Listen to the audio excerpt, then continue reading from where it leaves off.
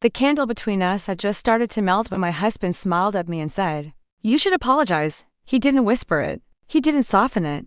He said it like a man used to being obeyed, with a woman beside him who wasn't me. It was our 10th anniversary.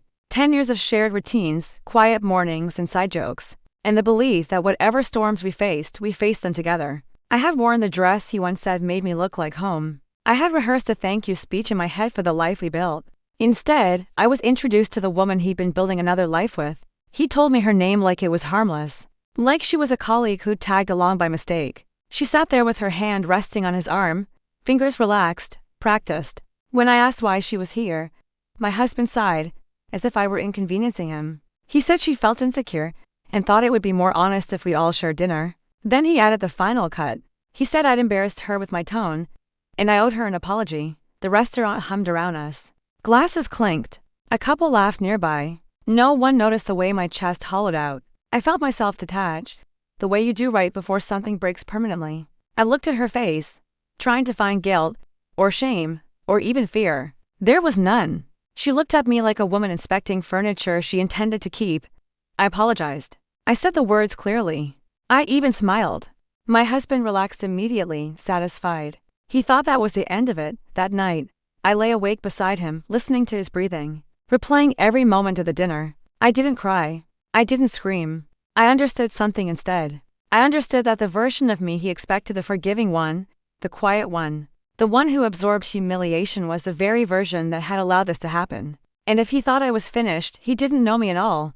I started paying attention. Not in a dramatic way. I watched his patterns, his phone habits, the sudden concern for privacy he never had before. I noticed how many moved differently now, how calendar entries were vague, how stories didn't align. I said nothing. I became agreeable, comfortable, invisible, and invisible women hear everything. I found receipts he forgot to hide, reservations, gifts, weekend trips disguised as work. I found messages archived so carefully he assumed no one would ever look. Screenshots tell a different truth when you line them up. Dates, promises, jokes he once used on me. I saved everything. I backed it up. I labeled it neatly. I wasn't angry while I did it. I was focused. Our anniversary dinner wasn't the first time he'd humiliated me. It was just the first time he did it publicly. That mattered. He worked hard to maintain a certain image: devoted husband, respected professional, generous friend. His mistress existed in the shadows of that image. So did the lies. I waited 3 months later. He told me he wanted a small gathering for his promotion celebration.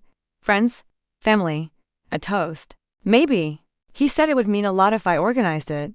I smiled and said of course. I booked the venue. I curated the guest list.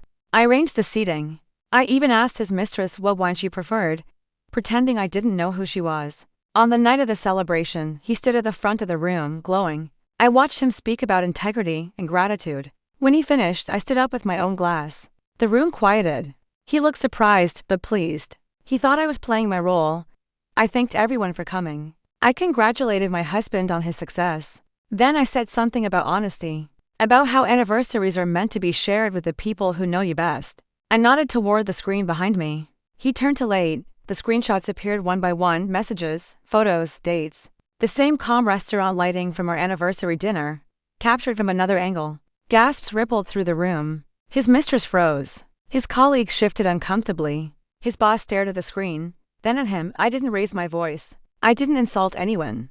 I simply said I wanted to apologize for believing a lie for too long. Then I set my glass down and walked out. He called me hundreds of times that night. Then the calls stopped. His promotion disappeared. So did his reputation. The woman he brought to our anniversary dinner stopped answering him too. She never wanted a man without a future. I moved out quietly, filed paperwork efficiently. When the divorce was finalized, I felt lighter than I had in years. Not because I won, but because I was finally free of a role I never agreed to play. Sometimes I think about that candle melting between us at dinner. How he thought the moment belonged to him. He was wrong. It belonged to me. And if you want to hear more stories like this, stay close. There's always another truth waiting.